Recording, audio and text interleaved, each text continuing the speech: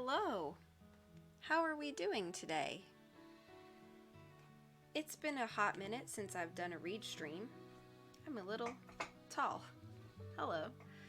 My camera seems to be doing some goofy things, so give me just a moment while I fix that. Whoa. Whoa!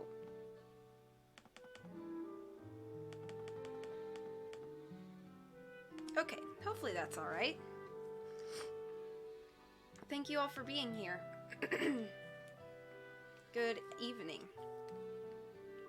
So, tonight is just going to be kind of like chill, relaxing stream. I'm just going to read. It's been a minute since I've read, so I'm going to get back into that. Hello, Ready Text. Hello, Puffy. And hello, Hammer. I failed to say hello to you. I have my candle burning. I don't know if you can see that. It's kind of bright. That says, "You are so amazing," because you guys are also amazing. So I have that burning for a little bit of wonderful, cozy scent. I have some water, probably going to get some tea in a little bit. But we're just going to jump in. If at any point the music is too loud or too quiet, please let me know so that I can adjust it. I want you guys to be able to hear it. But I also want, I don't want it to be obviously louder than the book. So let me know if the music needs to be turned up or down. Another thing I want to disclaim, mostly to my YouTube viewers, is there's two reasons this book has taken me so long.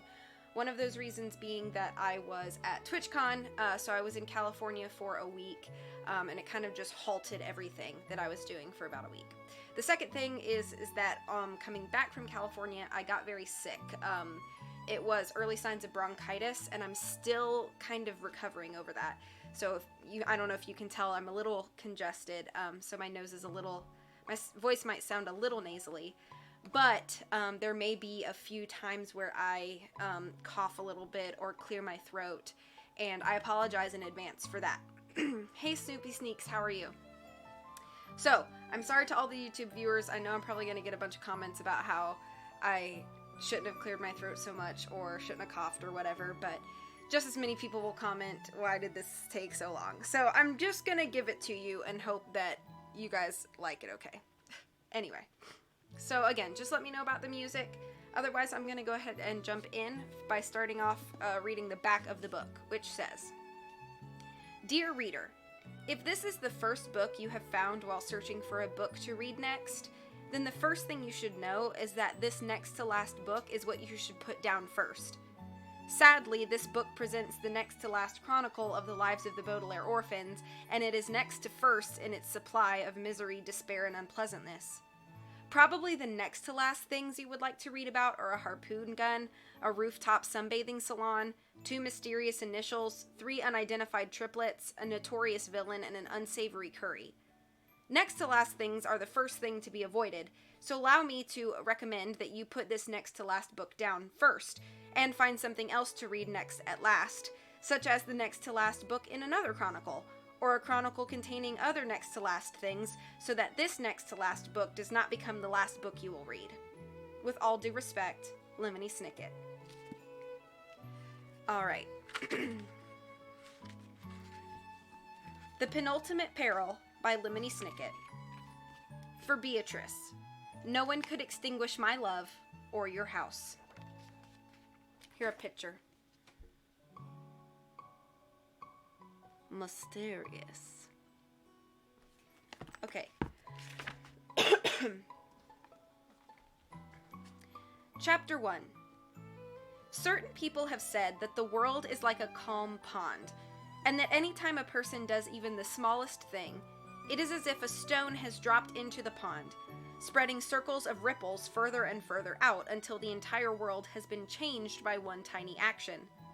If this is true, then the book you are reading now is the perfect thing to drop into a pond. The ripples will spread across the surface of the pond, and the world will change for the better, with one less dreadful story for people to read and one more secret hidden at the bottom of a pond, where most people never think of looking. The miserable tale of the Baudelaire orphans will be safe in the pond's murky depths, and you will be happier not to read the grim story I have written. but instead to gaze at the rippling scum that rises to the top of the world. The Baudelaires themselves, as they rode in the back of a taxi driven by a woman they scarcely knew, might have been happy to jump into a pond themselves, had they known what sort of story lay ahead of them as the automobile made its way among the twisting streets of the city where the orphans had once lived. Violet, Klaus, and Sonny Baudelaire gazed out of the windows of the car, marveling at how little the city had changed since a fire destroyed their home, took the lives of their parents, and created ripples in the Baudelaire's lives that would probably never become calm. As the taxi turned a corner, Violet saw the market where she and her siblings had shopped for ingredients to make dinner for Count Olaf, the notorious villain who had become their guardian after the fire. Even after all this time, with Olaf trying scheme after scheme to get his hands on the enormous fortune the Baudelaire parents had left behind, the market looked the same as the day Justice Strauss, a kindly neighbor and a judge in the High Court, had first taken them there. Towering over the market was an enormous, shiny building that Klaus recognized as 667 Dark Avenue, where the Baudelaires had spent some time under the care of Jerome and Esme Squalor in an enormous penthouse apartment. It seemed to the middle Baudelaire that the building had not changed one bit since the siblings had first discovered Esme's treacherous and romantic attachment to Count Olaf. And Sonny Baudelaire, who was still small enough that her view out the window was somewhat restricted, heard the rattle of a manhole cover as the taxi drove over it, and remembered the underground passageway she and her siblings had discovered, which led from the basement of 667 Dark Avenue to the ashen remains of their own home. 3 more minutes on that. Thank you. Like the market and the penthouse, the mystery of this passageway had not changed, even though the Baudelaires had discovered a secret organization known as VFD that the children believed had constructed many such passageways. Each mystery the Baudelaires discovered only revealed another mystery, and another, and another, and several more, and another, as if the 3 siblings were diving deeper and deeper into a pond, and all the while the city lay calm on the surface, unaware of all the unfortunate events in the orphans' lives. Even now, returning to the city that was once their home, the Baudelaire orphans had solved few of the mysteries overshadowing them. They didn't know where they were headed, for instance, and they scarcely knew anything about the woman driving the automobile except her name. "You must have thousands of questions, Baudelaires," said Kit Snicket, spinning the steering wheel with her white-gloved hands. Violet, who had adroit technical faculties, a phrase which here means a knack for inventing mechanical devices, admired the automobile's purring machinery as the taxi made a sharp turn through a large metal gate and proceeded down a curvy, narrow street lined with shrubbery. "I wish we had more time to talk, but it's already Tuesday. As it is, you scarcely have time to eat your important brunch before getting into your concierge disguises and beginning your observations as flaneurs." "Concierge?" Violet asked. "Flaneurs?" Klaus asked. "Brunch?" Sonny asked. Kit smiled and maneuvered the taxi through another sharp turn.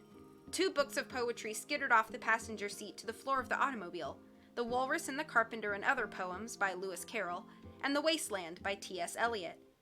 The Baudelaires had recently received a message in code and had used the poetry of Mr. Carroll and Mr. Eliot in order to decode the message and meet Kit Snicket on Briny Beach, and now it seemed that perhaps Kit was still talking in riddles. A great man once said that right, temporarily defeated, is stronger than evil triumphant. Do you understand what that means? Violet and Sonny turned to their brother, who was the literary expert in the family. Klaus Baudelaire had read so many books he was practically a walking library, and had recently taken to writing important and interesting facts in a dark blue commonplace book. "I think so," the middle Baudelaire said. "He thinks that good people are more powerful than evil people, even if evil people appear to be winning. Is he a member of VFD?" "You might say that," Kit said. "Certainly his message applies to our current situation. As you know, our organization split apart some time ago with much bitterness on both sides." "The schism," Violet said. "Yes," Kit agreed with a sigh. "The schism. VFD was once a united group of volunteers trying to extinguish fires, both literally and figuratively. But now there are 2 groups of bitter enemies. Some of us continue to extinguish fires, but others have turned to much less noble schemes." "Olaf," Sonny said. The language skills of the youngest Baudelaire were still developing, but everyone in the taxi knew what Sonny meant when she uttered the name of the notorious villain. "Count Olaf is one of our enemies," Kit agreed, peering into her rearview mirror and frowning. "But there are many, many more who are equally wicked, or perhaps even more so." If I'm not mistaken, you met two of them in the mountains. A man with a beard but no hair, and a woman with hair but no beard. There are plenty more, with all sorts of hairstyles and facial ornaments. A long time ago, of course, you could spot members of VFD by the tattoos on their ankles, but now there are so many wicked people it is impossible to keep track of all of our enemies, and all the while they are keeping track of us. In fact, we may have some enemies behind us at this very moment. The Baudelaires turned to look out of the rear window and saw another taxi driving behind them at quite a distance. Like Kit Snicket's automobile, the windows of this taxi were tinted so the children could not see anything through the darkened glass. "Why do you think there are enemies in that taxi?" Violet asked. "A taxi will pick up anyone who signals for one," Kit said. "There are countless wicked people in the world, so it follows that sooner or later a taxi will pick up a wicked person." "Or a noble one," Klaus pointed out. "Our parents took a taxi to the opera one evening when their car wouldn't start." "I remember that evening well," Kit replied with a faint smile. "It was a performance of La Forza del Destino. Your mother was wearing a red shawl with long feathers along the edges. During intermission, I followed them to the snack bar and slipped them a box of poison darts before Esme Squalor could reach me. It was difficult, but as one of my comrades likes to say, to be daunted by no difficulty, to keep heart when all have lost it, to go through intrigue spotless, to forgo even ambition when the end is gained, who can say this is not greatness? And speaking of greatness, please hold on. We can't allow a potential enemy to follow us to our important brunch."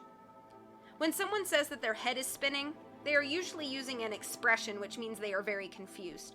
Certainly the Baudelaires had occasion to use this expression in this way, after listening to a person hurriedly summarizing the troubles of a splintered secret organization and quoting various historical figures on the subject of wickedness, while driving a taxi hurriedly towards some mysterious, unexplained errand. But there are rare moments when the expression "my head is spinning" refers to a time when one's head is actually spinning, and when Kit uttered the word brunch, one of these moments arrived. The steering wheel clasped firmly in her gloves, Kit turned the taxi so sharply that it spun off the road. The children's heads, along with the rest of their bodies, spun along with the automobile as it veered into the dense green shrubbery on the side of the road. When the taxi hit the shrubbery, it kept spinning, and for a few seconds the siblings saw nothing but a green blur as the car spun through the shrubbery, and heard nothing but the crackle of branches as they scraped along the sides of the car, and felt nothing but relief when they had remembered to wear their seatbelts. And then all of a sudden the Baudelaire head stopped spinning, and they found themselves shaky but safe in a sloping lawn on the other side of the shrubbery, where the taxi had come to a stop.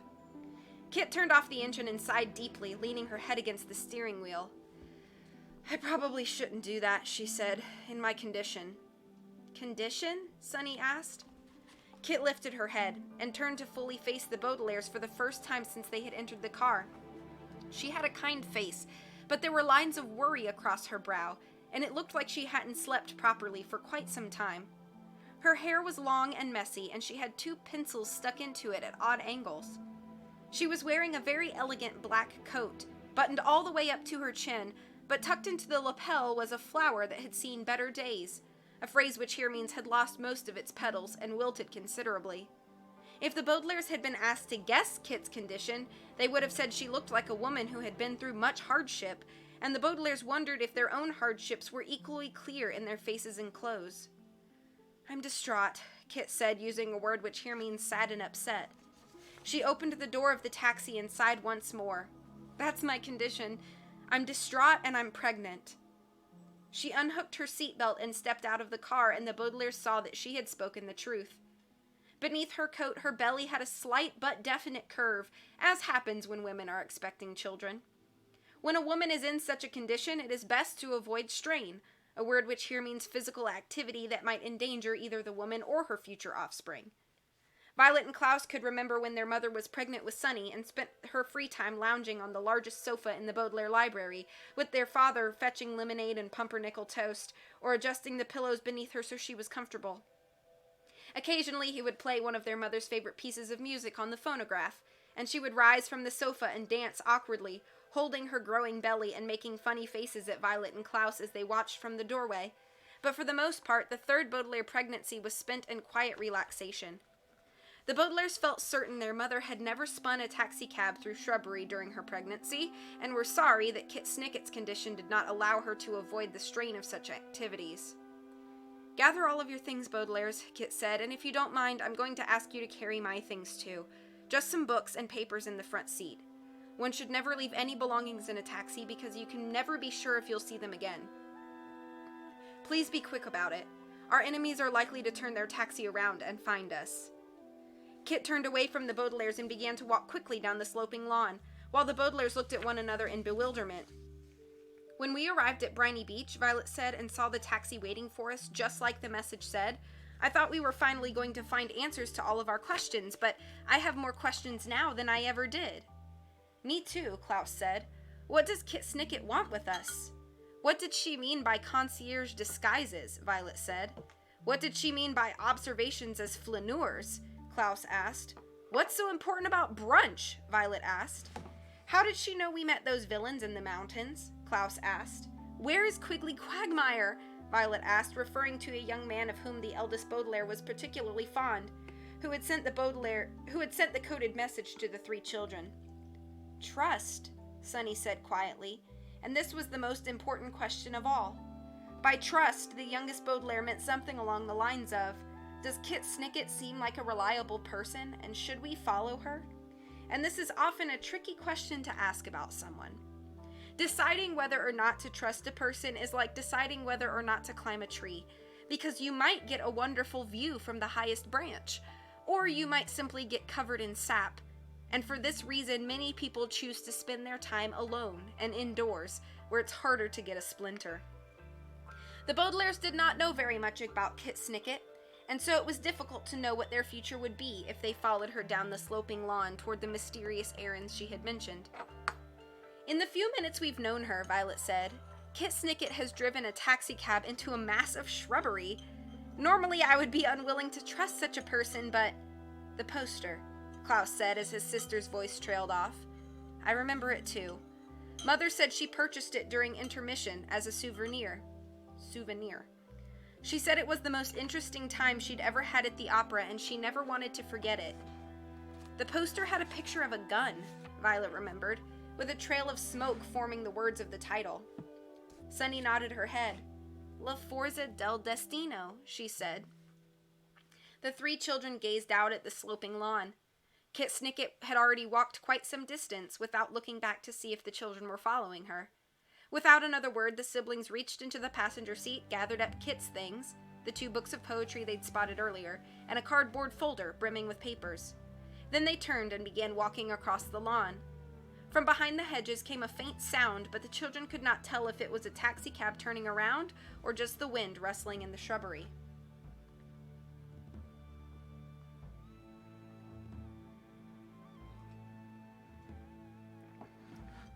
La Forza del Destino is an Italian phrase meaning the force of destiny, and destiny is a word that tends to cause arguments among the people who use it.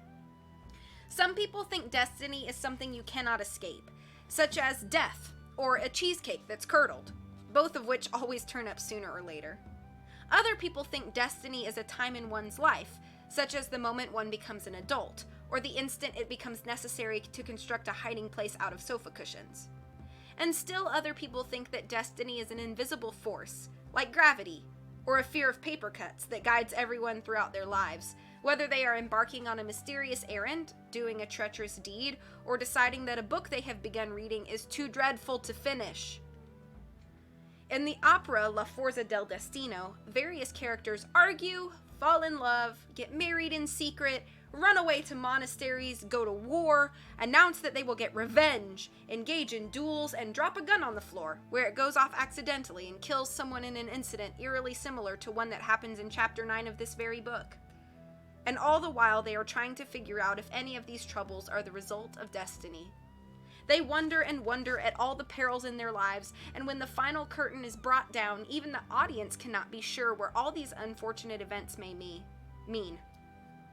The Baudelaire orphans did not know what perils lay ahead of them as they followed Kit Snicket down the lawn, but they wondered, just as I wondered on that fateful evening long ago, as I hurried out of the opera house before a certain woman could spot me.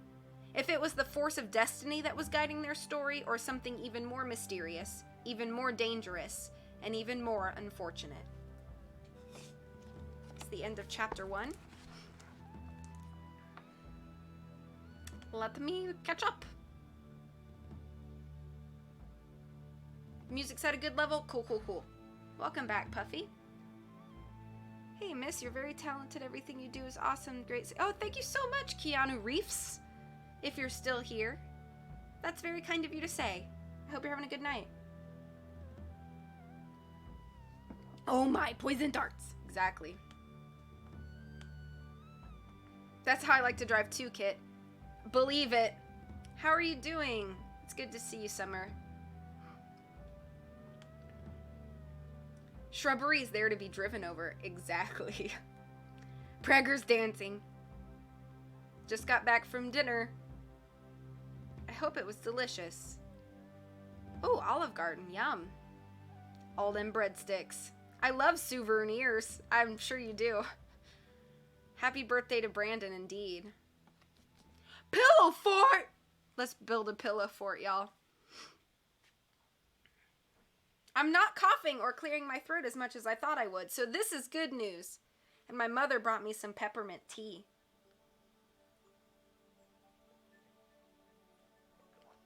And I got me some honey. Oh, you can't read this. Thanks, green screen.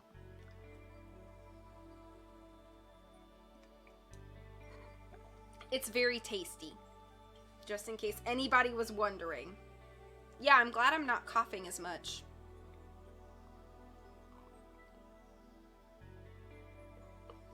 Maybe the constant talking's actually better for me. Okay. My goal is to get through 5 chapters. I'm gonna go until I start to feel like tired, or if I start to cough, I'll probably call it early, but my goal is to get through 5 chapters. Which is about a third of the book page-wise, because the later chapters are longer. Just don't whisper. Oh, okay. Good, good. I'm glad you're doing well. This tea is just so good. I'm just drinking. Oh, this is a new badge that Twitch, just rolled out yesterday. I didn't even know what it was. It's called the Founders Badge. So for affiliates, the first 10 people that have ever subscribed to me, even if you're not subscribed anymore, get a Founders Badge. So yeah, so that means that you are one of my very first subs. And for partners, I think they get 25 Founder Badges. But yep, it's kind of just like a badge to signify that you were one of my first 10 subs.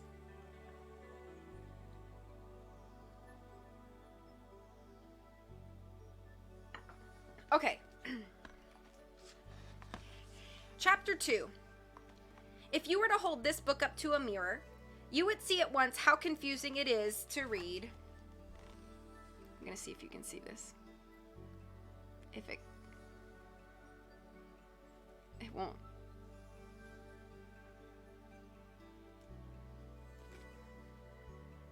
It won't focus. I'm going to start over. Okay. Chapter 2. If you were to hold this book up to a mirror, you would see at once how confusing it is to read letters and words when they are reflected back to you. In fact, the entire world looks confusing in a mirror, almost as if there is a whole other world beyond the shiny silver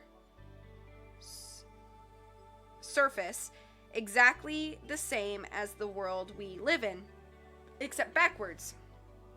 Life is perplexing enough without thinking about other worlds staring back at you from the mirror, which is why people who spend a great deal of time looking in the mirror tend to have trouble thinking about anything except whatever secrets they discover after so much reflection, such as a previously unknown sibling who was already watching them at that very moment. The Baudelaire orphans, of course, had not spent very much time looking in mirrors recently, as they'd been quite preoccupied. A word which here means in desperate and mysterious circumstances brought about by Count Olaf. But even if they had spent every waking moment staring at their own reflections, they would not have been prepared for the perplexing sight waiting for them at the end of the sloping lawn. When Violet, Klaus, and Sunny at last caught up with Kit Snicket, it felt as if they'd stepped into the world on the opposite side of the mirror without even knowing it. Impossible as it seemed, the lawn deposited the children at the roof of a building, but a building that lay flat on the ground instead of rising up toward the sky. The Baudelaire's shoes were inches from the roof's glittering shingles, where a large sign read Hotel Denouement. Below the sign, farther from the orphans, was a row of windows with the number 9 emblazoned on each of their shutters. The row was very long, stretching out to the left and right of the Baudelaire's, so far that they couldn't see the end of it. Below this row of windows was another with the number 8 emblazoned on the shutters, and then another row with 7, and so on, the numbers getting farther and farther away from the Baudelaire's all the way down to 0.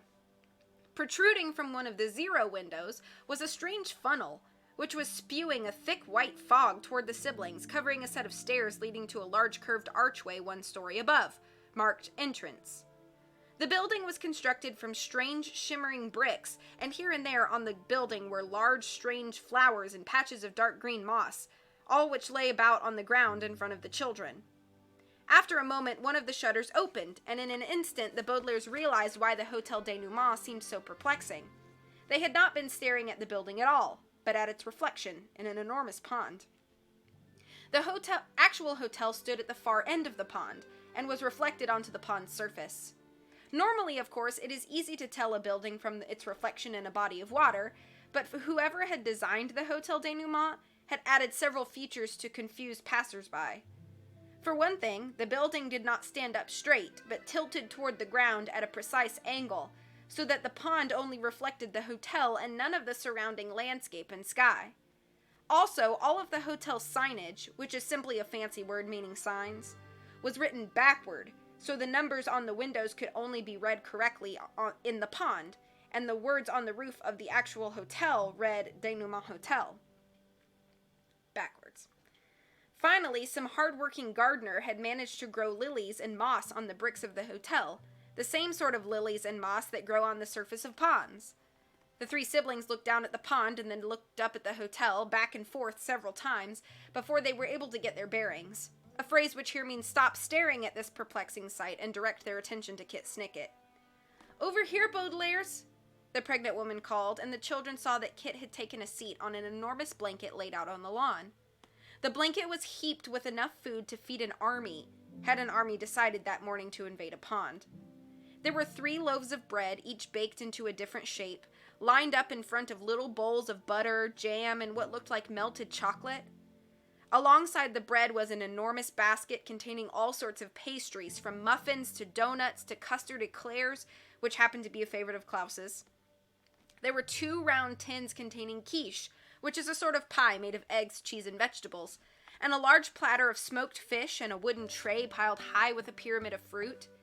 3 glass pitchers held 3 different kinds of juice, and there were silver pots containing coffee and tea, and laid out in a sort of fan was silverware with which to eat it all, and 3 napkins that were monogrammed, a word which here means had the initials VB, KB, and SB embroidered on them.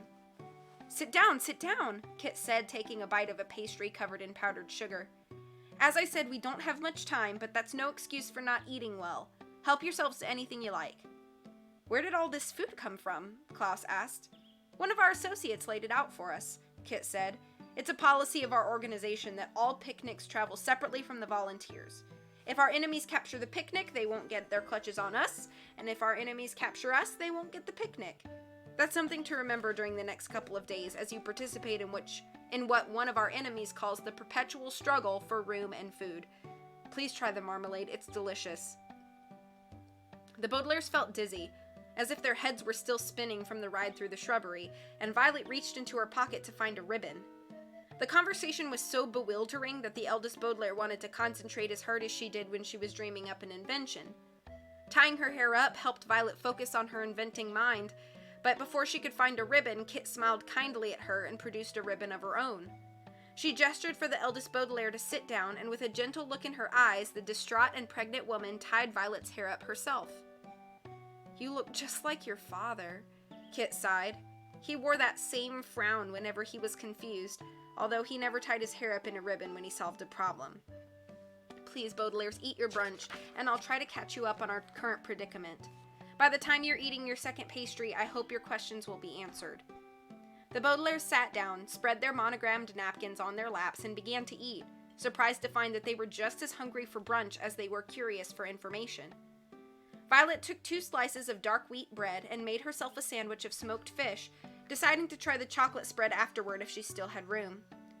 Klaus served himself some quiche and took a custard eclair, and Sunny rooted through the tray of fruit until she found a grapefruit, which she began to peel with her unusually sharp teeth. Kit smiled at the children, dabbed at her own mouth with a napkin embroidered with KS, and began to speak. The building at the other end of the pond is the Hotel Denouement, she began. Have you ever stayed there? No, Violet said. Our parents took us to the Hotel Preludio once for the weekend. That's right, Klaus said. I'd almost forgotten. Carrots for breakfast, Sunny said, remembering the weekend with a smile. Well, the Hotel Preludio is a lovely place, Kit said, but the Hotel Denouement is more than that.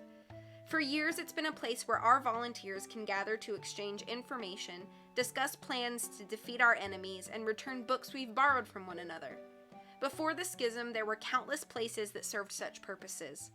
Bookstores and banks, restaurants and stationery stores, cafes and laundromats, opium dens, and geodesic domes. People of nobility and integrity could gather nearly everywhere. Those must have been wonderful times, Violet said. So I'm told, Kit said. I was 4 years old when everything changed. Our organization shattered, and it was as if the world shattered too. And one by one the safe places were destroyed. There was a large scientific laboratory, but the volunteer who owned the place was murdered. There was an enormous cavern, but a treacherous team of realtors claimed it for themselves. And there was an immense headquarters high in the Mortmain Mountains, but it was destroyed, Klaus said quietly. We were there shortly after the fire.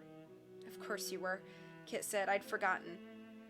Well, the headquarters was the penultimate safe place. Penul who? Sunny asked. Penultimate means next to last, Kit explained. When the mountain headquarters was destroyed, only the Hotel Denouement was left. In every other place on Earth, nobility and integrity are vanishing quickly. She sighed and gazed out at the still, flat surface of the pond. If we're not careful, they'll vanish completely. Can you imagine a world in which wickedness and deception were running rampant? Yes, Violet said quietly, and her siblings nodded in agreement. They knew that the word rampant meant without anyone to stop it, and they could imagine such a world very easily because they had been living in one. Since their first encounter with Count Olaf, the villain's wickedness and deception had run rampant all over the Baudelaires' lives, and it had been very difficult for the children to keep from becoming villains themselves. In fact, when they considered all of their recent actions, they weren't entirely sure if they hadn't performed a few acts of villainy, even if they'd had very good reasons for doing so. When we were in the mountains, Klaus said, we found a message one of the volunteers had written. It said that VFD would be gathering at the Hotel Denouement on Thursday. Kit nodded and reached to pour herself some more coffee. Was the message addressed to J.S.? She asked. Yes, Violet said. We assumed those initials stood for Jacques Snicket. Brother? Sunny asked. Kit looked sadly down at her pastry. Yes, Jacques was my brother. Because of the schism, I haven't seen either of my brothers for years, and it was only recently that I learned of his murder. We met Jacques very briefly, Violet said, referring to the time the Baudelaires had spent in the care of an entire village. You must have been shocked to receive the news. Saddened, Kit said, but not shocked. So many good people have been slain by our enemies. She reached across the blanket and patted the hands of all 3 Baudelaires in turn. I know I don't have to tell you how terrible it feels to lose a family member. I felt so terrible that I vowed I would never leave my bed. What happened? Klaus asked. Kit smiled. I got hungry, she said, and when I opened the refrigerator, I found another message waiting for me. Verbal fridge dialogue, Violet said, the same code as the message we found in the mountains. Yes, Kit said. You 3 had been spotted by another volunteer. We knew, of course, that you children had nothing to do with my brother's death, no matter what that ridiculous reporter wrote in the Daily Punctilio.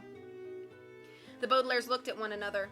They had almost forgotten about Geraldine Julian, a journalist who had caused them much inadvertent trouble, a phrase which here means published in the newspaper that the Baudelaire orphans had murdered Jacques Snicket, whom she mistakenly identified as Count Olaf.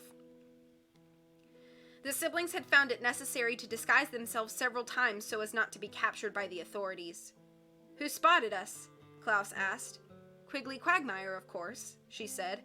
"He found you in the Mortmain Mountains and then managed to contact me when you were separated from him. He and I managed to meet each other in an abandoned bathrobe emporium where we disguised ourselves as mannequins while we figured out what to do next. Finally, we managed to send a volunteer factual dispatch to Captain Witterson's submarine." "The Queequeg," Sunny said, naming the underwater vehicle where she and her siblings had recently spent a dreadful few days. "Our plan was to meet up with you at Briny Beach," Kit said, "and proceed to the Hotel Denouement for the VFD gathering."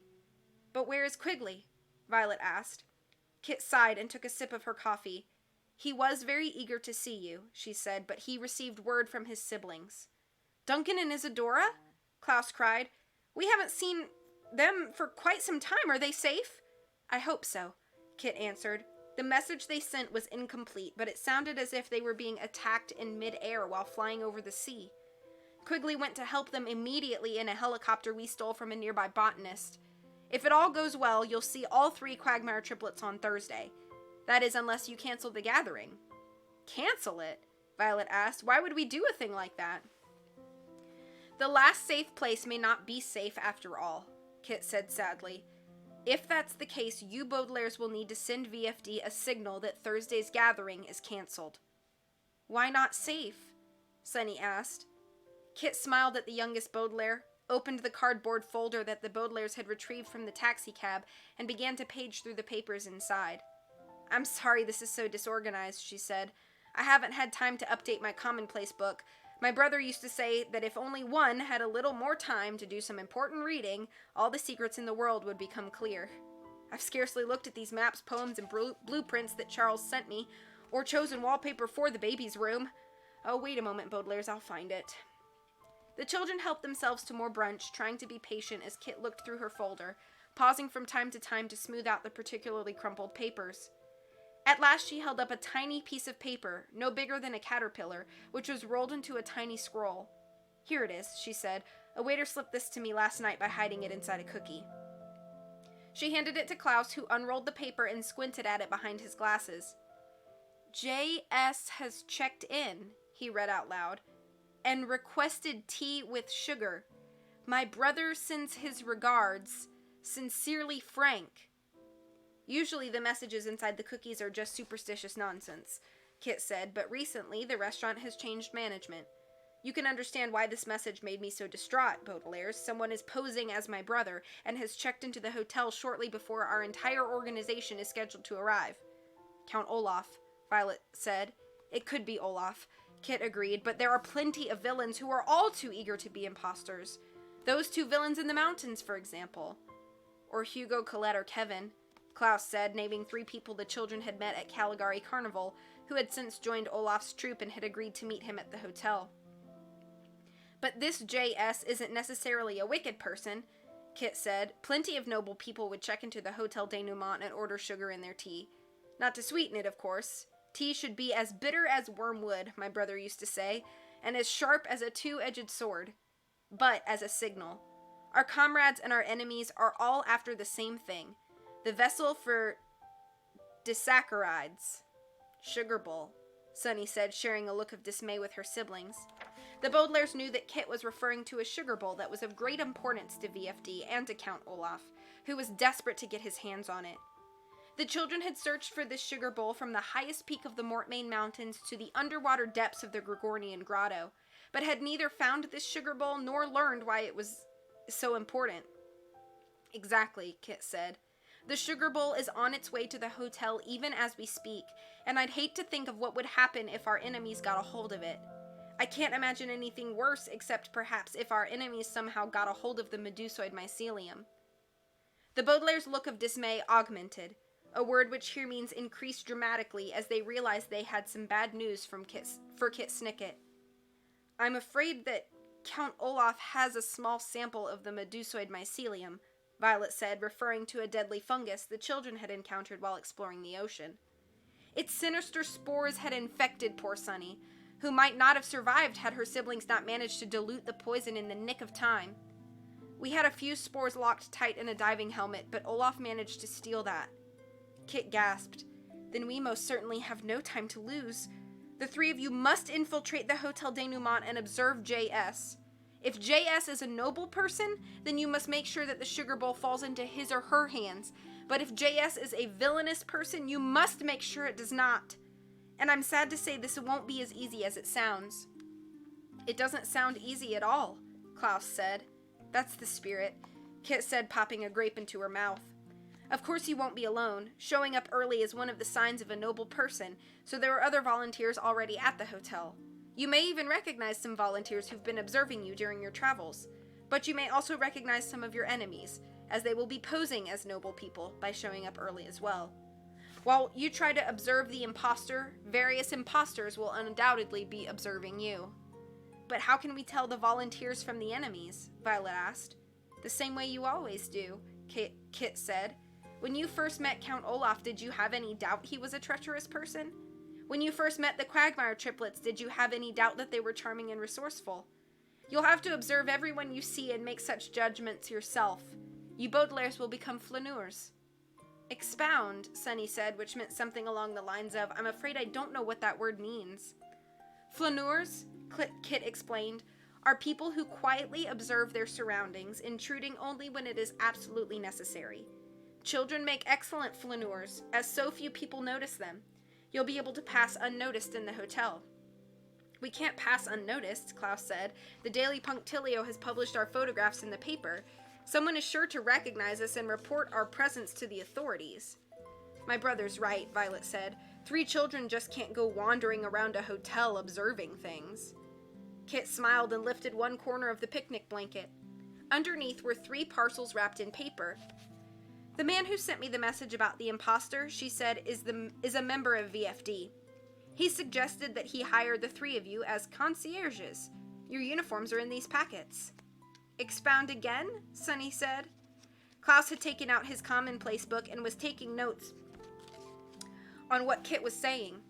The opportunity to define a word, however, was enough to interrupt his research. A concierge, he said to his sister, is someone who performs various tasks for guests in the hotel. It's the perfect disguise, Kit said. You'll be doing everything from fetching packages to recommending restaurants. You'll be allowed in every corner of the hotel, from the rooftop sunbathing salon to the laundry room in the basement, and no one will suspect you're there to spy on them. Frank will help you as best he can, but be very careful. The schism has turned many brothers into enemies. Under no circumstances should you reveal your true selves to Frank's treacherous identical brother, Ernest. Identical? Violet repeated. If they're identical, how can we tell them apart? Kit took one last sip of her coffee. Please try to pay attention, she said. You'll have to observe everyone you see and make such judgments yourself. That's the only way to tell a villain from a volunteer. Now is everything perfectly clear? The Baudelaires looked at one another. They could not remember a time in their lives when everything had been less clear than at this very moment, when every sentence Kit uttered seemed to be more mysterious than the last. Klaus looked at the notes he had made in his commonplace book and tried to summarize the errand Kit had outlined for them. We're going to disguise ourselves as concierges, he said carefully, in order to become flaneurs and observe an imposter who is either a volunteer or an enemy. A man named Frank is going to help us, Violet said, but his brother Ernest will try to stop us. There are several other volunteers in the hotel, Klaus said, but several other enemies as well. Sugar Bowl, Sunny said. Very good, Kit said approvingly. When you're done with your brunch, you can change into your uniforms behind that tree and signal to Frank that you're on your way. Do you have something you can throw into the pond? Violet reached into her pocket and drew out a stone she had picked up on Briny Beach. I imagine this will do, she said. That's perfect, Kit said. Frank should be watching from one of the windows of the hotel, unless, of course, Ernest has intercepted my message and is watching instead. In any case, when you're ready to meet him, you can throw the rock into the pond and he'll see the ripples and know you're on your way. Aren't you coming with us? Klaus asked. I'm afraid not, Kit said. I have other errands to perform. While Quigley tries to resolve the situation in the sky, I will try to resolve the situation in the sea, and you'll have to resolve the situation here on land. Us alone? Sunny asked. She meant something along the lines of, "Do you really think 3 children can accomplish all this by themselves?" And her siblings were quick to translate. "Look at yourselves," Kit said and gestured toward the pond. The Baudelaires stood up and stepped close to the water's edge and leaned over the pond so their reflections appeared in front of the roof of the hotel. "When your parents died," Kit said, "you were just a young girl, Violet. But you've matured. Those aren't the eyes of a young girl. They're the eyes of someone who has faced endless hardship. And look at you, Klaus. You have the look of an experienced researcher, not just the young reader who lost his parents in a fire. And Sonny, you're standing on your own 2 feet, and so many of your teeth are growing in that they don't appear to be such unusual size as they were when you were a baby. You're not children anymore, Baudelaires. You're volunteers, ready to face the challenges of a desperate and perplexing world. You must go to the Hotel Denouement, and Quigley must go to the self-sustaining hot airmobile home, and I must go to a coral formation of dubious quality where an inflatable raft should be waiting.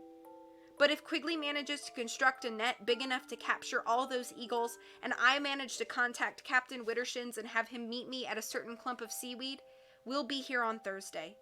Hector should manage to land his self-sustaining hot airmobile home on the roof, even with all of us aboard." "Hector?" Violet said, remembering the man who had been so kind to them in the village of foul devotees, and his enormous invention that had carried him away from the Baudelaires. "He's safe?" "I hope so," Kit said quickly and stood up. She turned her face from the Baudelaires and her voice seemed to tremble a little as she talked next. "Don't worry about the brunch things, Baudelaires. One of my comrades has volunteered to clean up after our picnic. He's a wonderful gentleman. You'll meet him on Thursday if all goes well. If all goes well." But she could not finish her sentence. Instead, she gave a little whimper, and her shoulders began to shake as the Baudelaires looked at one another. When someone is crying, of course, the noble thing to do is to comfort them. But if someone is trying to hide their tears, it may also be noble to pretend you do not notice them, so they will not be embarrassed. For a moment, the children could not choose between the noble activity of comforting a crying person and the noble activity of not embarrassing a crying person. But as Kit Snicket began to cry harder and harder, they decided to comfort her. Violet clasped one of her hands. Klaus put an arm around her shoulder. Sonny hugged Kit above the knees, which was as high as she could reach. "Why are you crying?" Violet asked. "Why are you so distraught?" "Because all will not go well," Kit said finally. "You may as well know that now, Baudelaires. These are dark days. As dark as a crow flying through a pitch-black night. Our errands may be noble, but we will not succeed. I suspect that before Thursday I'll see your signal and know that all our hopes have gone up in smoke." "But how will we signal?" Klaus asked. "And which code should we use?" "Any code you devise," Kit said. "We'll be watching the skies." With that, she shook herself out of the children's comforting arms and hurried away from the pond without another word to the siblings. Violet, Klaus, and Sonny watched her figure get smaller and smaller as she ran up the lawn, perhaps on her way back to the taxicab or to join up with another mysterious volunteer, until at last she disappeared over the slope. For a moment, none of the children said a word, and then Sonny reached down and picked up the parcels. "Change?" she said. "I guess so," Violet said with a sigh. "It seems a shame to waste all this food, but I can't eat any more brunch." "Perhaps the volunteer who's cleaning it up will bring it to someone else," Klaus said. "Perhaps," Violet agreed. "There's so much about VFD that just remains a mystery." "Perhaps we'll learn more when we're flaneurs," Klaus said. "If we observe everything around us, perhaps some of these mysteries will become clear. I hope so." "I hope so too," Violet said. "Also hope so," Sonny said, and the Baudelaires said no more. Leaving their brunch behind, they ducked behind the tree Kit had suggested and held up the picnic basket as a sort of curtain so each child could change into a concierge disguise in relative privacy. Violet buckled a shiny silver belt with the words Hotel Denouement printed in large black letters all the way around it, and hoped she would be able to tell the difference between Frank and his treacherous brother Ernest. Klaus adjusted his stiff round hat, which had a firm elastic band that tucked under the chin, and hoped he would know which of the guests were volunteers and which were villains. And Sonny slipped her fingers into the clean white gloves, surprised that Frank had managed to find them in such a small size, and hoped that she would be able to investigate the imposter posing as Jacques Snicket. When the 3 children were all wearing their uniforms, they walked back to the edge of the pond and put on the last part of their disguises, 3 enormous pairs of sunglasses, reminding them of a disguise Count Olaf had worn when pretending to be a detective. The sunglasses were so large that they covered not only their eyes, but a great portion of their faces. Klaus could even wear his regular glasses underneath them without anyone noticing. As they gazed through the sunglasses at their own reflections, they wondered if the disguises were enough to keep them out of the hands of the authorities long enough to solve all the mysteries that surrounded them. And they wondered if it was true what Kit Snicket had said, that they weren't children anymore, but volunteers ready to face the challenges of a desperate and perplexing world. The Baudelaires hoped so. But when Violet took the stone in her gloved hand and threw it out into the middle of the pond, they wondered if their hopes would sink in the same way. They watched as the surface of the pond rippled, disrupting the reflection of the hotel. The children watched the shingles of the roof turn into a blur, and they watched the word denouement disappear as if it were written on a piece of paper someone was crumpling in their hand.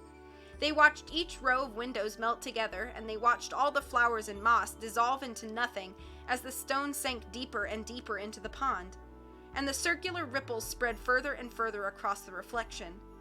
The Baudelaire orphans watched this reflected world disappear and wondered if their hopes would also disappear into the strange rippling world of the Hotel Denouement and all the mysteries and secrets that lay deep inside.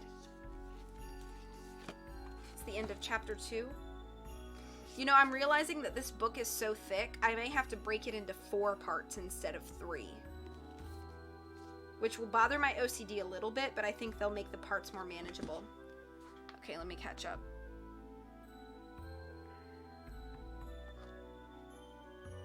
Indeed, read to... Oh, it's difficult to read Indeed. Yeah.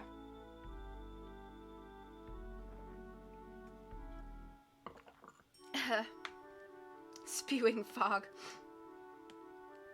Whoa. Roomy food and food rooms. Penultimate next to last. Penn and Teller next to Teller. Verbal fridge dialogue. I thought they were going to say verbal fridge dialogue. Olaf! They's some tough kids. Oh, is that the Baudelaire standing with Kit? Sees the signal, a smoke signal, yelling, "Signal!" Frank and his treacherous brother Joe. The VFD has burned all the childrenness from them. Childishness, I guess, is an actual word. No, it's fine. Okay, hang on. Let me do some math to see what splitting it into 4. So if I split it into 4, I only need to read about 88 pages.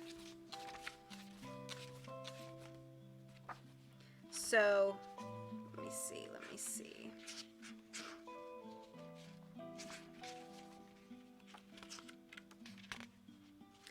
So I'll probably read 4 chapters instead of 5 chapters today. Childosity is gone. Oh, okay. Childosity is gone. How you doing, Riddy? Thank you for being here. I really appreciate it.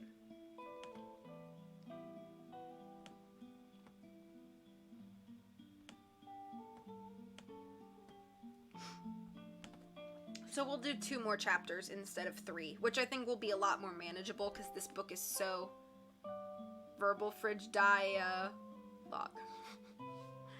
This book and the next book are so beefy. I think I'm going to do it into 4 parts. I'm doing good, thanks.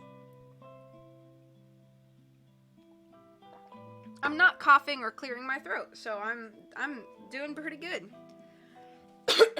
Says that right as I clear my throat. Okay. All right. Shall we move on? Chapter 3. There are places where the world is quiet, but the enormous lobby of the Hotel Denouement was not one of them. On the day the Baudelaires walked up the stairs through the white fog from the funnel and entered the large curved archway marked entrance, or when reflected into the enormous pond, entrance, The lobby was bustling with activity. As Kit Snicket had predicted, the Baudelaires were able to pass unnoticed in the hotel because everyone was far too busy to notice anything. Guests were lined up in front of a huge reception desk, which for some reason had the number 101 emblazoned on the wall above it, so they could check into the hotel and go to their rooms to freshen up. Bellboys and bellgirls were loading piles of luggage onto carts and rolling them toward the elevators, which for some reason had the number 118 emblazoned on their doors, so they could drop off the suitcases in the guests' rooms and collect their tips. Waiters and waitresses were bringing food and drink to people who were sitting on the chairs and benches of the lobby waiting for refreshment. Taxi drivers were ushering guests into the lobby to join the line, and dogs were dragging their owners out of the lobby to take walks. Confused tourists were standing around looking quizzically at maps, and rambunctious children were playing hide-and-seek among the potted plants. A man in a tuxedo was sitting at a grand piano emblazoned with the number 152, playing tinkly tunes to amuse anyone who cared to listen, and members of the cleaning staff were discreetly polishing the green wooden floors etched with the number 123, for anyone who cared to see their feet reflected with every step. There was an enormous fountain in one corner of the room, releasing a cascade of water that ran over the number 131 in a shiny, smooth wall, and there was an enormous woman in the opposite corner, standing under the number 176 and shouting a man's name over and over in an increasingly annoyed tone of voice. The Baudelaires tried to be flaneurs as they walked across the chaos of the lobby, but there was so much to observe, and all of it was moving so quickly that they wondered how they could even get started on their noble errand. "I had no idea this place would be so busy," Violet said, blinking at the lobby from behind her sunglasses. "How in the world will we be able to observe the imposter?" Klaus wondered, among all these possible suspects. "Frank first," Sunny said. "Sunny's right," Violet said. "The first step in the errand should be locating our new employer. If he saw our signal from that open window, he should be expecting us." "Unless his villainous brother Ernest is expecting us instead," Klaus said. "Or both," Sunny said. "Why do you suppose there are so many numbers?" Violet started to ask, but before she could finish her question, a man came bounding up to them. He was very tall and skinny, and his arms and legs stuck out at odd angles, as if he were made of drinking straws instead of flesh and bone. He was dressed in a uniform similar to that of the Baudelaires, but with the word manager printed in fancy script over one of the pockets of his coats. You must be the new concierges," he said. "Welcome to the Hotel Denouement. I'm one of the managers." "Frank?" Violet asked. "Or Ernest?" "Exactly," the man said, and winked at them. "I'm so happy the three of you are here, even if one of you is unusually short, because we're unusually short-handed. I'm so busy you'll have to figure out the system for yourself." "System?" Klaus asked. "This place is as complicated as it is enormous," said Frank or perhaps Ernest, and vice versa. "I'd hate to think what would happen if you didn't understand it." The Baudelaires looked carefully at their new manager, but his face was utterly unfathomable, a word which here means blank, so the Baudelaires could not tell if he was giving them a friendly warning or a sinister threat. "We'll try our best," Violet said quietly. "Good," said the manager, leading the children across the enormous lobby. "You'll be at our guest beck and call," he continued, using a phrase which meant that the guests would boss the Baudelaires around. "If anyone and everyone staying here asks for assistance, you'll immediately volunteer to help them." "Excuse me, sir," interrupted one of the bellboys. He was holding a suitcase in each hand and wearing a confused expression on his face. "This luggage arrived in a taxi, but the driver said the guests wouldn't arrive until Thursday. What should I do?" "Thursday?" said Frank or Ernest with a frown. "Excuse me, concierges, I don't suppose I have to tell you how important this is. I'll be right back." The manager followed the bellboy into the crowd, leaving the Baudelaires standing alone next to a large wooden bench marked with the number 128. Klaus ran his hand along the bench, which was etched with rings, from people setting down glasses without using coasters. "Do you think we're talking to Frank?" Klaus said, "or Ernest?" "I don't know," Violet said. "He used the word volunteer. Maybe that was some sort of code?" "Thursindrist," Sunny said, which meant he knew that Thursday was important. "That's true," Klaus said, "but is it important to him because he's a volunteer or a villain?" Before either Baudelaire sister could hazard a guess, a phrase which here means attempt to answer Klaus's question, the tall, skinny manager reappeared at their side. "You must be the new concierges," he said, and the children realized this was the other brother. "Welcome to the Hotel Denouement." "You must be Ernest," Violet tried. "Or Frank," Sunny said. "Yes," the manager said, although it was not at all clear with whom he was agreeing. "I'm very grateful you three are here." The hotel is quite busy at the moment, and we're expecting more guests to arrive on Thursday. Now, you'll be stationed at the concierge desk, number 175, right over here. Follow me." The children followed him to the far wall of the lobby, where a large wooden desk sat under the number 175, which was painted over an enormous window. On the desk was a small lamp shaped like a frog, and out the window, the children could see the gray, flat horizon of the sea. "We've got a pond on one side of us," said Ernest, unless of course it was Frank, "and the sea on the other side. It doesn't sound very safe, and yet some people think this is a very safe place indeed." Frank, unless it was Ernest, looked around hurriedly and lowered his voice. "What do you think?" Once again, the manager's face was unfathomable, and the children could not tell if his reference to a safe place made him a volunteer or a villain. Sonny said, which is often a safe answer, even though it is not really an answer at all. Frank or Ernest said in response. "Now then, let me explain how this hotel is organized."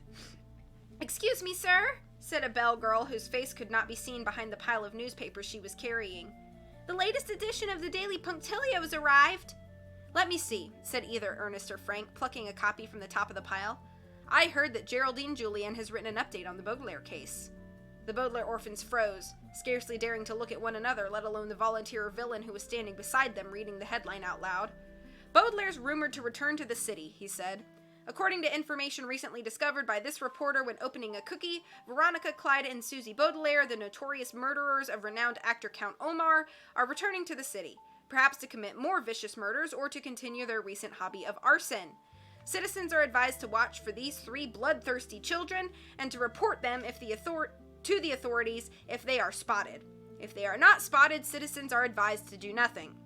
The manager turned to the Baudelaires, his face as unfathomable as ever. "What do you think of that, concierges?" "That's an interesting question," Klaus replied, which is another safe answer. "I'm glad you find it interesting," Frank or Ernest replied, which was an equally safe answer to Klaus's safe answer. Then he turned to the bell girl.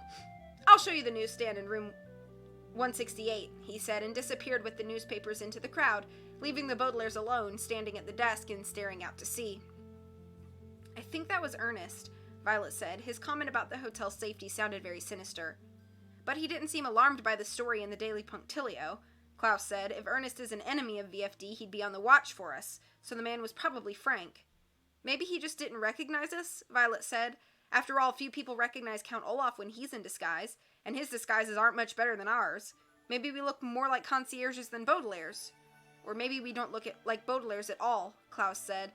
"As Kit said, we're not children anymore." "Ridiculous," Sonny said, which meant something like, "I think I'm still a child." "That's true," Klaus admitted, smiling down at his sister. "But the older we get, the less likely it is that we'll be recognized." "That should make it easier to do our errands," Violet said. "What do you mean by that?" asked a familiar voice, and the Baudelaires saw that either Frank or Ernest had returned. "What my associate meant," Klaus said, thinking quickly, "is that it would be easier for us to start our work as concierges if you explained how the hotel's organized." "I just said I would do that," said Frank in an annoyed voice, or Ernest in an irritated one. "Once you understand how the Hotel Denouement works, you'll be able to perform your errands as easily as you would find a book in a library. And if you can find a book in a library, then you already know how this hotel works." "Expound?" Sonny said. "The Hotel Denouement is organized according to the Dewey Decimal System," Frank or Ernest explained. "That's the same way books are organized in many libraries. For instance, if you wanted to find a book on German poetry, you would begin in the section of the library marked 800, which contains books on literature and rhetoric. Similarly, the 8th story of this hotel is reserved for our rhetorical guests. Within the 800 section of a library, you'd find books on German poetry labeled 831, and if you were to take the elevator up to the 8th story and walk into room 831, you'd find a gathering of German poets. Understand?" "I think so," said Klaus. All three Baudelaires had spent enough time in libraries to be familiar with the Dewey Decimal System, but even Klaus's vast experience in research did not mean he committed the system to memory. It is not necessary, of course, to memorize the Dewey Decimal System in order to use a library, as most libraries have catalogs, in which all of the books are listed on cards or on a computer screen to make them easier to find. "Where can we find the catalog for the Hotel Denouement services?" "Catalog?" repeated either Frank or Ernest. "You shouldn't need a catalog. The entire 100 section of a library is dedicated to philosophy and psychology, and so is the first story of our hotel.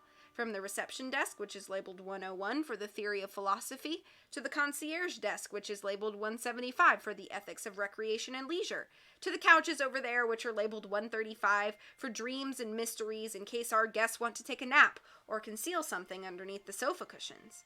The second story is the 200s for religion, and we have a church, a cathedral, a chapel, a synagogue, a mosque, a temple, a shrine, a shuffleboard court, and room 296, which is currently occupied by a somewhat cranky rabbi. The third story is the social sciences, where we have placed our ballrooms and meeting rooms. The fourth story is dedicated to language, so most of our foreigners stay there. The 500s are dedicated to mathematics and science, and the sixth story is dedicated to technology, from the sauna in room 613, which stands for the promotion of health, to room 697, which is where we keep the controls for heating, ventilation, and air conditioning. Now, if the seventh story stands for the arts, what do you think we would find in room 792, which stands for stage presentations? Violet wanted to tie her hair up in a ribbon to help her think, but she was afraid of being recognized. A theater? She said. You've obviously visited a library before, the manager said, although the children could not tell if he was complimenting them or getting suspicious. I'm afraid that's not true of all our guests, so when they are in need of any of our services, they ring for a concierge instead of wandering around the hotel by themselves. In the next day or so, you'll probably walk through every section of the hotel, from the astronomy observatory in room 999 to the employees' quarters in the basement, room 000. Is that where we sleep? Klaus asked. Well, you're on duty 24 hours a day, Ernest said, or perhaps it was Frank. But the hotel gets very quiet at night when the guests go to sleep or stay up all night reading. You can nap behind the desk, and when someone rings for you, it will serve as an alarm clock. Frank stopped talking, or perhaps it was Ernest, and quickly looked around the room before leaning in close to the Baudelaires. The three siblings nervously looked back at Ernest through their sunglasses, or maybe it was Frank. Your positions as concierges, he said in his unfathomable tone, are excellent opportunities for you to quietly observe your surroundings. People tend to treat the hotel staff as if they are invisible, so you will have the chance to see and hear quite a lot of interesting things. However, you should remember that you will also have many opportunities to be observed. Do I make myself clear? This time it was Violet who needed to give a safe answer. She said, that's an interesting question. Either Frank or Ernest narrowed his eyes at the oldest Baudelaire and seemed about to say something when the Baudelaires suddenly heard some loud, piercing, ringing sounds. Aha! The manager cried. Your work has begun! The siblings followed Ernest or Frank around to the other side of the desk, and Frank or Ernest pointed to a vast network of tiny bells, each no larger than a thimble, which lined the back of a desk where knobs for drawers might otherwise be. Each bell had a number on it, from 000 to 999, with one extra bell that had no number at all. This extra bell was ringing, along with the bell numbered 371 and the bell numbered 674. Ring! Cried either Ernest or Frank. Ring! I shouldn't have to tell you that the bell's your signal. We can't keep our guests waiting for even an instant. You can tell which guest is ringing by the number on the bell.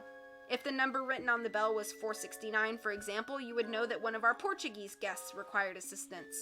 Are you paying attention? The bell marked 674 indicates our associates in the lumber industry, as the number 674 means lumber processing or wood products in the Dewey Decimal System. We can't make enemies out of important guests. The number 371 indicates educational guests. Please be nice to them too, although they're much less important. Respond to all of our guests whenever you hear that ring. But what does the unmarked bell stand for? Klaus asked. The Dewey Decimal System doesn't go higher than 999. The manager frowned as if the middle Baudelaire had given him the wrong answer. That's the rooftop sunbathing salon, he said. People who sunbathe aren't usually interested in library science, so they're not picky about the salon's location. Now get moving! But where shall we go first? Violet said. Guests have requested assistance in 3 places at once. Well, you'll have to split up, of course, Frank or Ernest replied as unfathomably as ever. Each concierge will choose a guest and hurry to their location. Take the elevators. They're at 118 for force and energy. Excuse me, sir, said another bellboy, tapping Ernest or Frank on the shoulder. There's a banker on the phone who wants to speak to one of the managers right away. I better get to work, the manager said, and so should you, concierges. Off with you. Off with you is a phrase used by people who lack the courtesy to say something more polite, such as, if there's nothing else you require, I must be going, or I'm sorry, but I'm going to have to ask you to leave, please, or even, excuse me, but I believe you have mistaken my home for your own, and my valuable belongings for yours, and I must ask you to return the items in question to me, and leave my home after untying me from this chair, as I am unable to do it myself, if that's not too much trouble. The children were not pleased to be dismissed so rudely, nor were they pleased to learn that their employment as concierges would involve such a complicated organizational method in an immense and confusing hotel. They were not pleased that they had not been able to discern which manager was Frank and which was Ernest, and they were not pleased to learn that the Daily Punctilio was alerting the city's citizens to the Baudelaire's arrival, and that someone might recognize them at any moment and have them arrested for crimes they had not committed. But most of all, the Baudelaire's were not pleased by the notion of splitting up and doing separate errands in this perplexing hotel. They had hoped to perform their duties as concierges and flaneurs together, and with each step toward the elevators they grew more and more unhappy at the idea of leaving one another behind. I'll go to the rooftop sunbathing salon, Violet said, trying to be brave. Klaus, why don't you take room 674, and Sunny, you can take room 371. We'll all meet up at the concierge desk when we're done. We'll be able to observe them more this way, Klaus said hopefully. With the three of us on 3 separate stories, we can find the imposter much more quickly. Unsafe, Sunny said, which meant something along the lines of, I'd rather not find the imposter if I'm all by myself. You'll be safe, Sunny, Klaus said. This hotel's just like a large library. Yes, Violet said, and what's the worst thing that could happen in a library? The 2 younger Baudelaire's did not answer her, and the 3 concierges stood in silence for a few moments, gazing at a small sign posted near the elevator's sliding doors. When one pair of doors finally opened, the children stepped inside and pressed the appropriate buttons for their guests' locations, and as the small elevator began to rise, the children remembered the elevator shaft at 667 Dark Avenue, which it had been necessary to climb up and down several times. The Baudelaire's had learned the worst thing that could happen in an elevator shaft, which was being thrown down one by a villainous girlfriend. The Baudelaire's had learned the worst thing that could happen at a lumber mill, which was being forced to cause a violent accident through the sinister power of hypnotism. And the Baudelaire's had learned the worst thing that could happen at a school, which was meeting some dear friends only to have them dragged away in a long black automobile. The orphans learned what the worst thing was at a herpetologist's house, and what the worst thing was in a small town, and at a hospital, and at a carnival, and at the peak of a mountaintop, and in a submarine, and a cave, and within the currents of a rushing stream, and inside the trunk of a car, and in a pit full of lions, and in a secret passageway, and many, many other sinister places they preferred not to think about at all. And throughout all these perils they had encountered, and the countless other perils besides, they had always found a library of some sort or another, where the children managed to discover the crucial information necessary to save their skins, a phrase which here means keep them alive for the next terrible chapter in their lives. But now the Baudelaire's new home was a library. A strange one, of course, but a library nonetheless. And as the elevator took them silently through the library toward their separate destinations, they did not like to wonder what the worst thing was that could happen at a library, particularly after reading the first 4 words on the small posted sign. In case of fire, the sign read, and as the Baudelaire orphans went their separate ways, they did not like to think of that at all. End of chapter 3.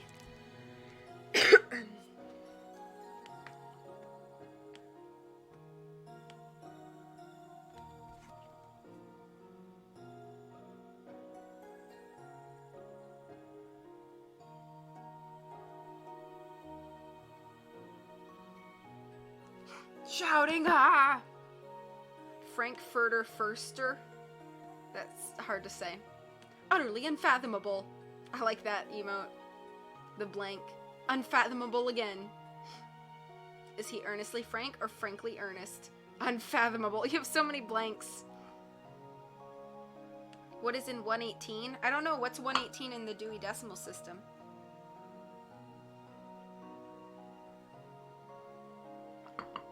Front desk, where's the pool? No idea, I'm a librarian. Is it in the vacation section, or the aquatic section, or the sports section, or the bathing section? Off with you equals get! They were so insulted they didn't untie him from the chair. Wait. I'm about to look up what 118 is in the Dewey Decimal System. 118 Dewey Decimal System. Oh, force and energy. Oh yeah, he said that. Never mind. I want to look back and see. Maybe this is mean of me. They said there was a number underneath the very large woman who was yelling. And I want to see 176.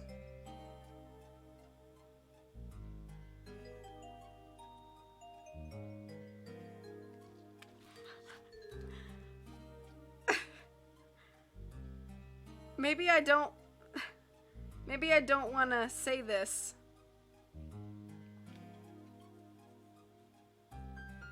Okay, I'm going to say it anyway.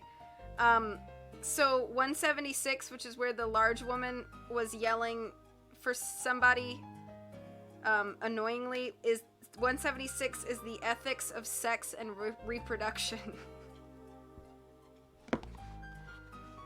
Let me check all of these real quick. 152, which is where the piano was, which is sensory perception, movement, emotions, and physiological drives. 123, which was the polished floors, is determinism and indeterminism. I guess so, Riddy. The fountain is 131, which is parapsychological and occult methods for achieving well-being, happiness, and success. Are fountains like a symbol of well-being, happiness, and success? I don't know. Okay, that's interesting information. Okay then. Meh. My curiosity got the better of me.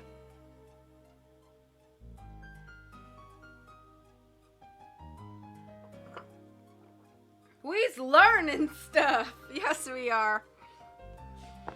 Okay. Moving along. Not a chapter, it says.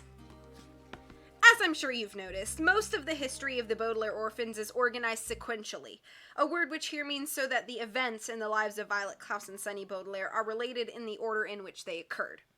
In the case of the next 3 chapters, however, the story is organized simultaneously, which means that you do not have to read the chapters in the order which they appear.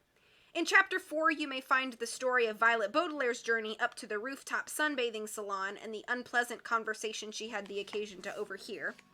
In chapter 5, you may read about Klaus's experience with certain members of the lumber industry and a sinister plot that was devised right in front of his nose. And in chapter 6, you may see the result of my research into Sunny's dreadful visit to room 371 and to a mysterious restaurant located on the 9th story. But because all of them occur at the very same time, you need not read the chapters in the sequence 4, 5, 6, but can read them in any order you choose. Or more sensibly, you could simply skip all 3 chapters, along with the 7 chapters that follow them, and find some other sequential or simultaneous thing with which to occupy your time. It's the end of not a chapter. If it's not a chapter, then it's unfathomable. Okay. I feel like I looked mad. I wasn't mad. I was just trying to stop smiling.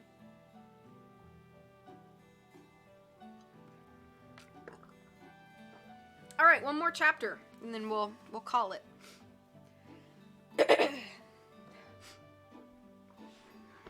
Okay. Chapter 4. When the elevator finally reached the roof, and the door slid open to allow her to exit, Violet Baudelaire had 2 reasons to be grateful that her concierge disguise included sunglasses. For one thing, the rooftop sunbathing salon was very, very bright. The morning fog, so thick when the Baudelaires arrived on Briny Beach, had disappeared, and the rays of the afternoon sun beat down on the entire city, reflecting off every shiny object, from the glistening waters of the sea, which splashed against the opposite side of the hotel, to the surface of the pond, which had settled since Violet had thrown the stone. All along the edge of the roof were large rectangular mirrors, tilted like the hotel itself, catching the blinding light of the afternoon sun and bouncing it into the skin of the sunbathing guests. 10 sunbathers, their bare skin coated in thick, sticky lotion, lay without moving on shiny mats arranged around a heated swimming pool, which was so warm that clouds of steam were floating up from the surface. In a corner was an attendant, his eyes covered in green sunglasses and his body covered in a long, baggy robe. He was holding 2 enormous spatulas, such as might be used to flip pancakes, and from time to time he would reach out with a spatula and flip over one of the sunbathers so that their bellies and backs would be the same shade of brown. The spatulas, like the mirrors and the mats and the pool, reflected the light of the sun, and Violet were glad her eyes were shielded. But there was another reason the eldest Baudelaire was grateful for the sunglasses, and it had to do with the person who was waiting impatiently by the doors to the elevator. This person was also wearing sunglasses, although these were much more unusual. Instead of lenses, there were 2 large cones sticking out from the eyes, getting wider and wider until they stopped, as wide as dinner plates, several feet in front of the person's face.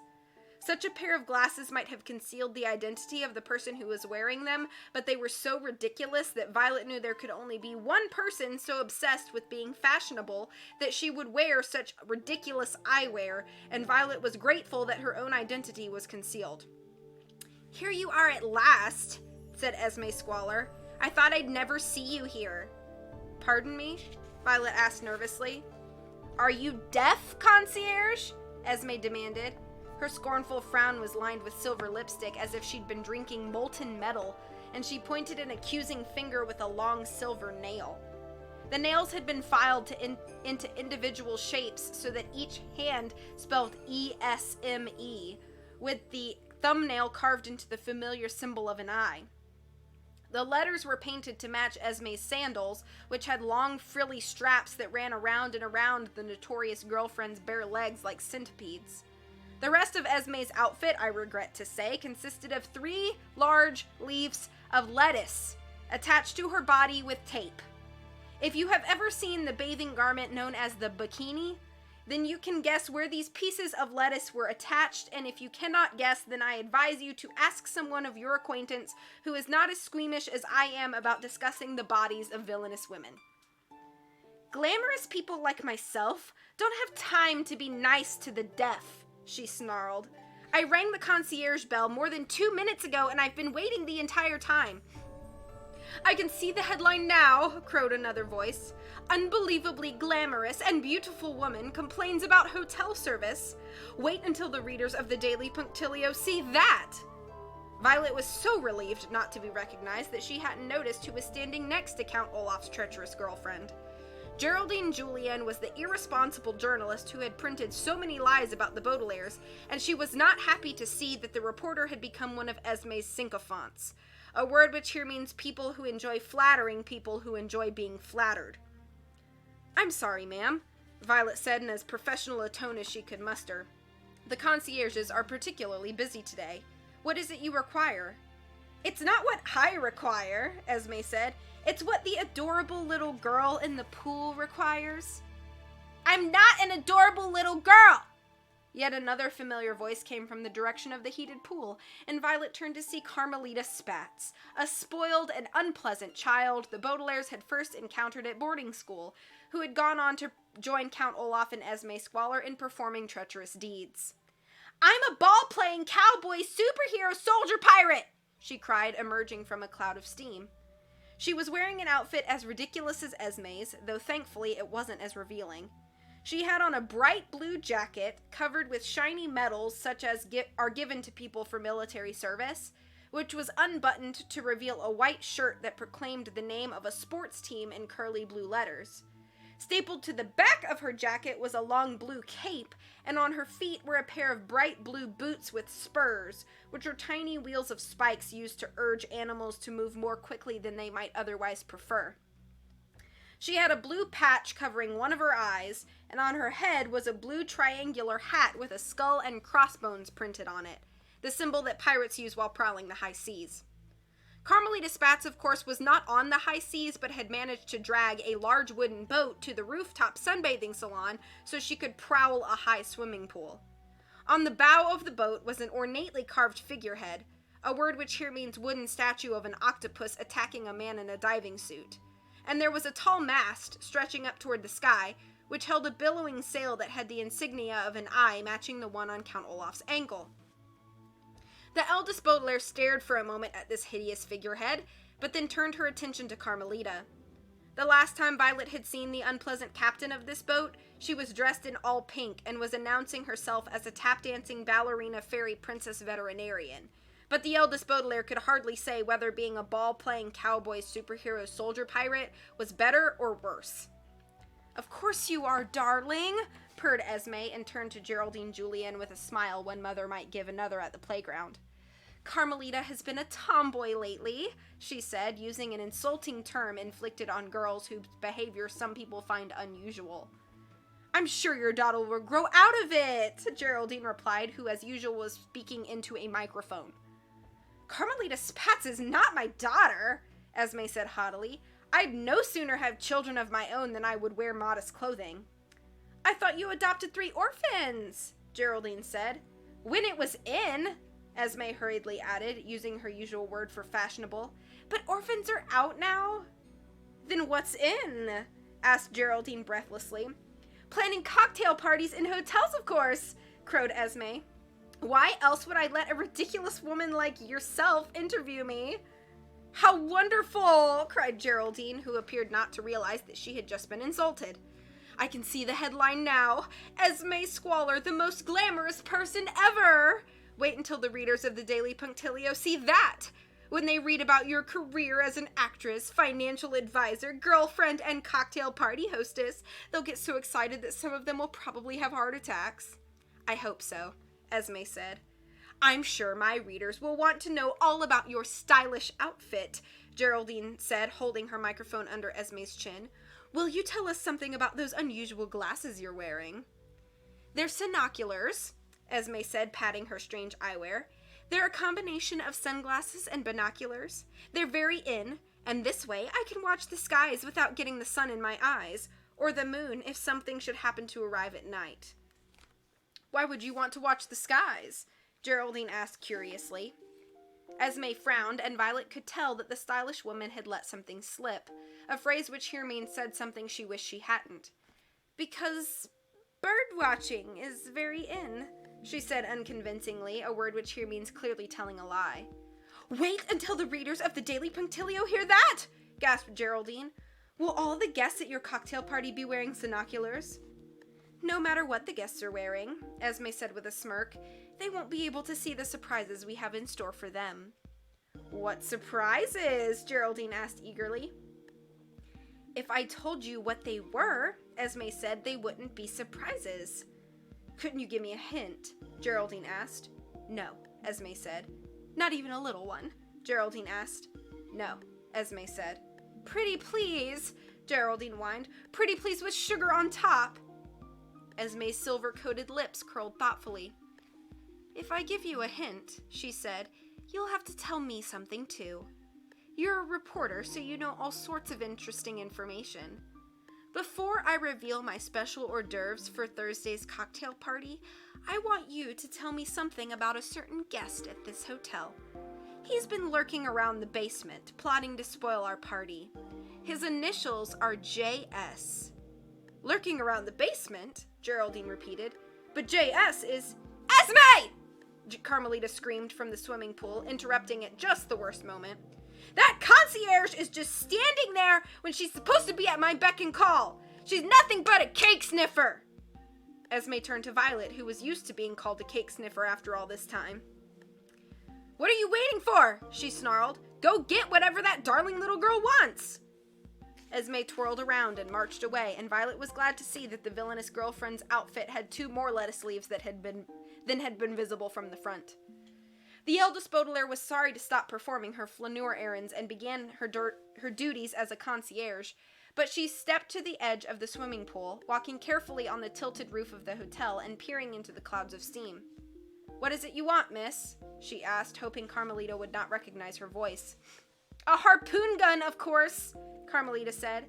"County said that I can't be a ball-playing cowboy superhero soldier pirate without a harpoon gun." "Who's County?"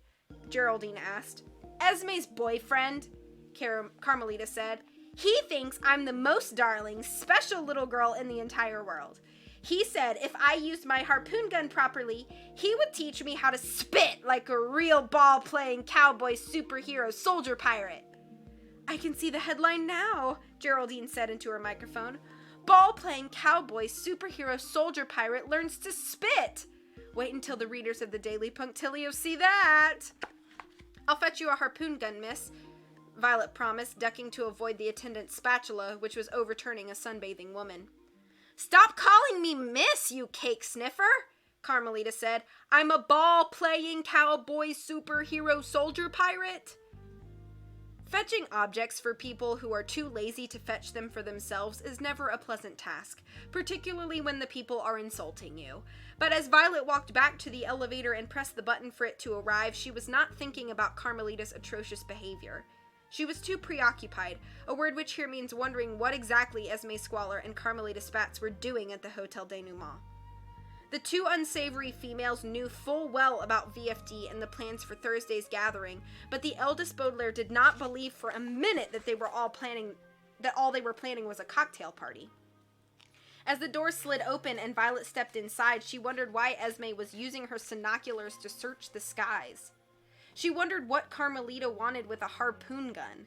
She wondered how Esme knew about the imposter J.S. who was apparently lurking around the basement of the hotel, but most of all she wondered where Count Olaf, or as Carmelita liked to call him, County, was hiding, and what treachery he was planning.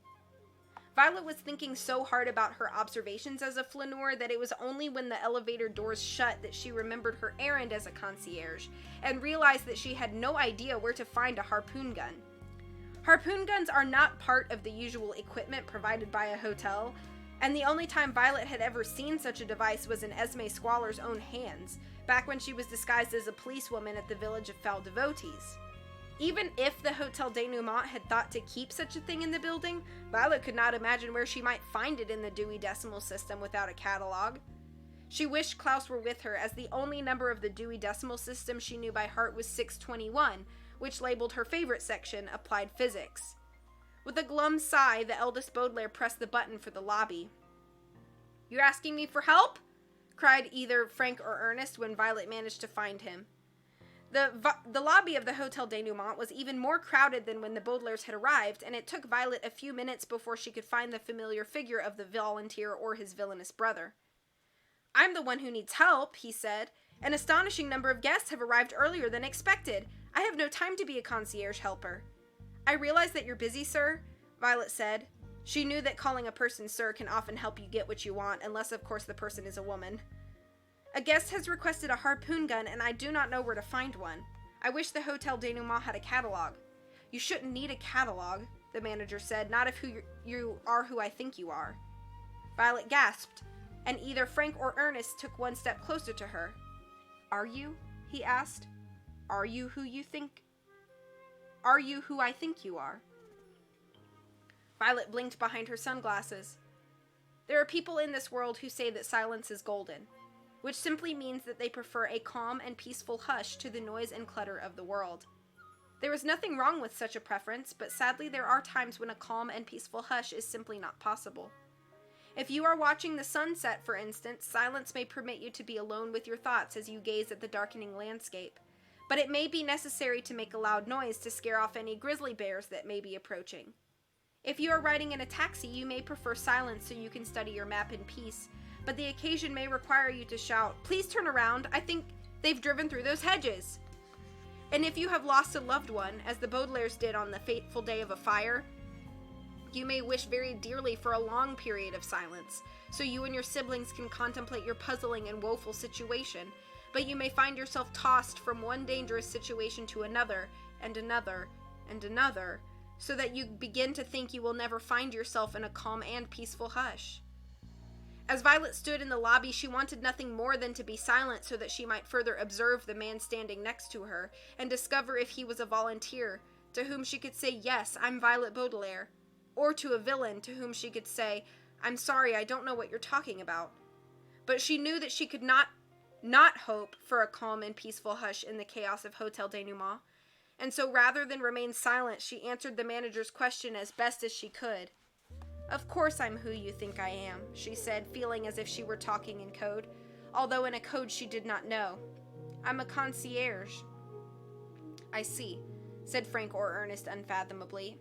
"And who is requesting the harpoon gun?" "A young girl on the roof," Violet said. "A young girl on the roof," the manager repeated with a sly smile.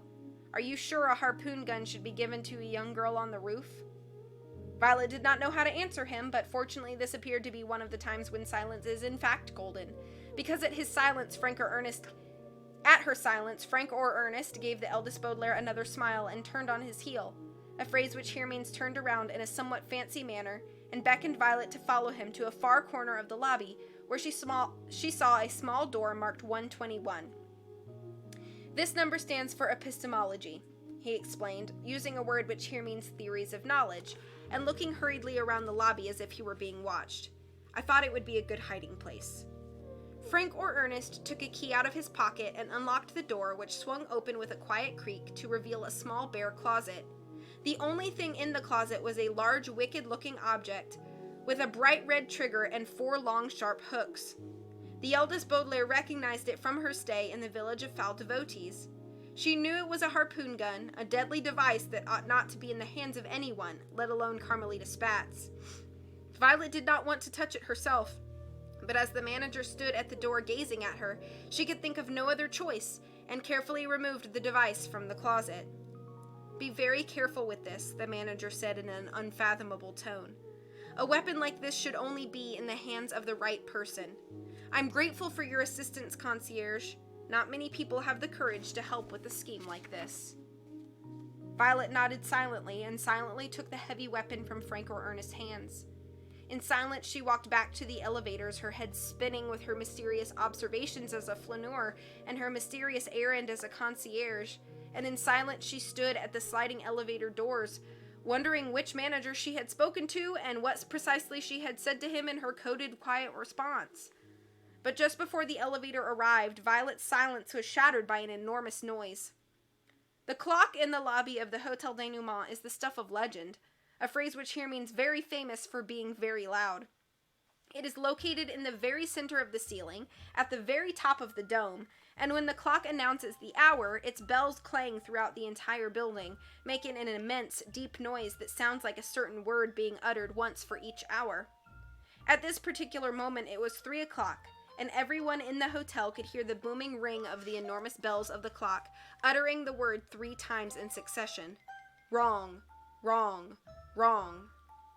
As she boarded the elevator, the harpoon gun heavy and sinister in her gloved hands, Violet Baudelaire felt as if the clock were scolding her for her efforts at solving the mysteries of the Hotel Denouement. Wrong. She had tried her best to be a flaneur, but hadn't observed enough to decode the scheme of Esme Squalor and Carmelita Spatz. Wrong. She had tried to communicate with one of the hotel managers, but had been unable to discover whether he was Frank or Ernest, and most wrong of all, she was now taking a deadly weapon to this rooftop sunbathing salon where it would serve some unknown sinister purpose.